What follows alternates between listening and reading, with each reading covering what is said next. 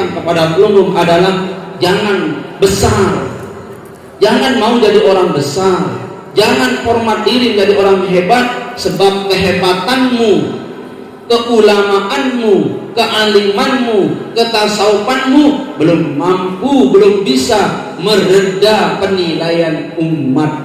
Paling bagusnya bagaimana? Jamaah-jamaah. Paling bagus itu jamaah-jamaah.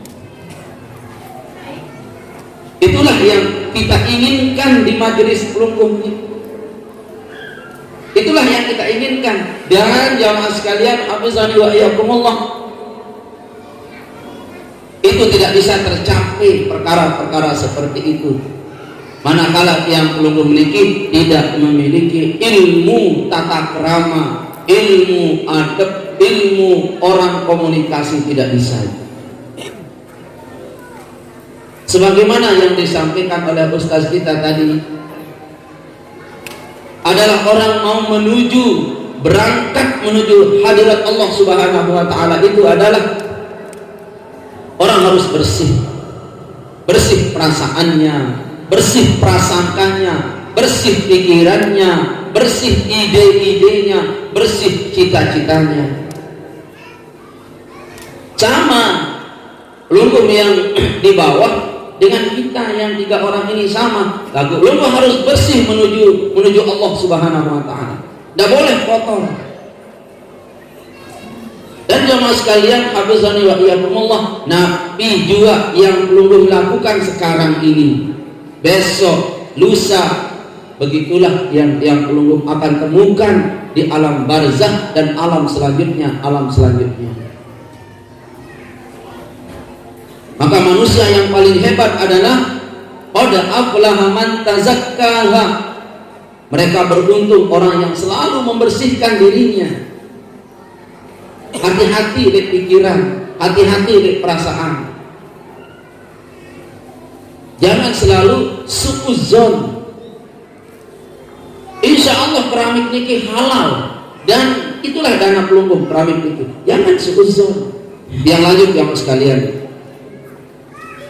berhusnuzonlah kepada sesama jamaah, berhusnuzonlah kepada selain semua kaum muslimin.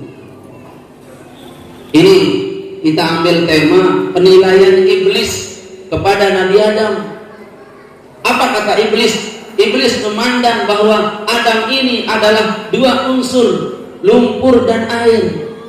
Kata iblis, jadi apa ya sujud di lumpur dan air? Hanya lumpur, hanya tanah, lalu dicampur menjadi air, lalu dibentuk Nabi Adam. Apakah saya akan sujud kepada orang yang dibuat lebih jelek? Aku lebih bagus. Khalaqtani min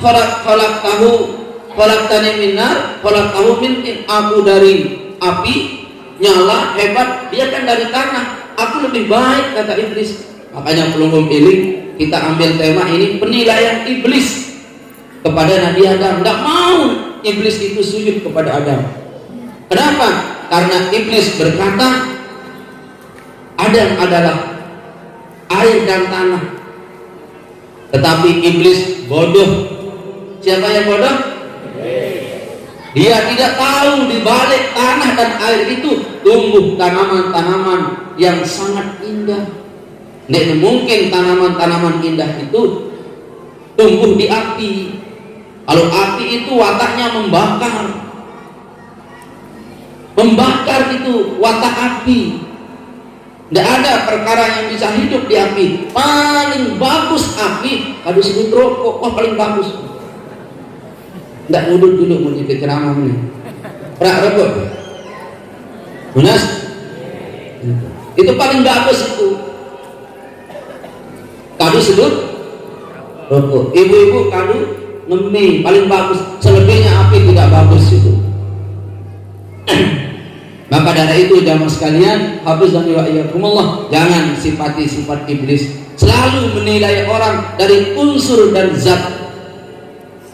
Padahal kalau pelunggung mau menilai orang, pakai ilmu, pakai ruhani. Kata Imam Jalaluddin Ar-Rumi, bungkus tidak memiliki arti. Yang paling memiliki arti adalah isi, kata beliau. Isi yang paling hebat. Kau pandang bumi, yang kelihatan adalah debu saja. Jangan bodoh kamu pandang bumi, permukaannya debu. Coba gali bumi itu. Di dalam bumi itu ada emas, ada minyak, ada nikel, ada air di dalam bumi.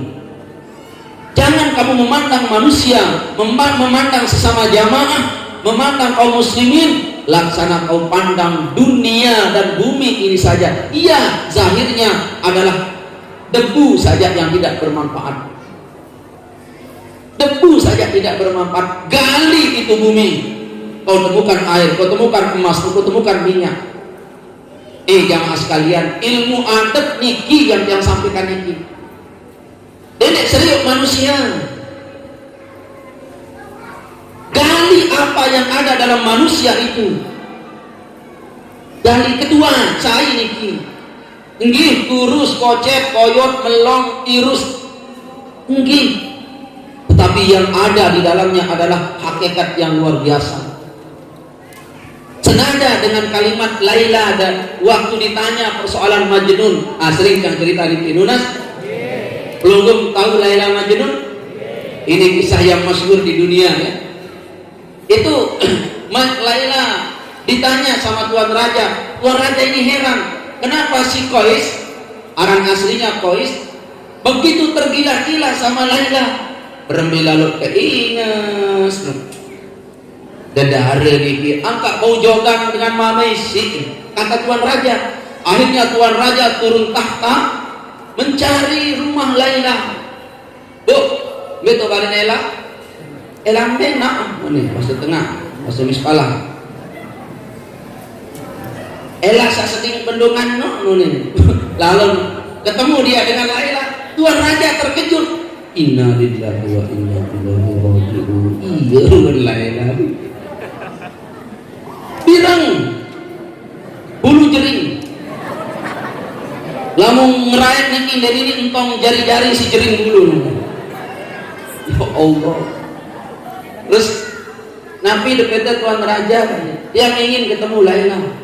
Kata Tuan Raja, kata Laila, innalillah, Tuan Raja itu punan nih jadi permaisuri wahoni.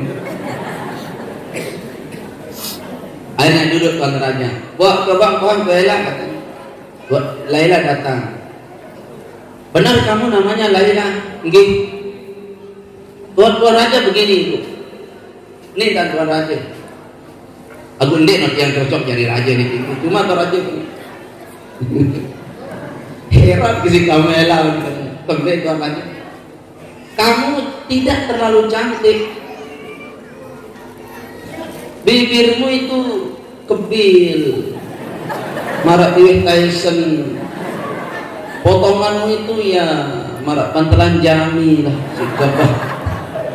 Tapi herannya kamu bisa dengan wajahmu yang secantik ini, yang sederhana ini, bisa orang laki-laki tergila-gila.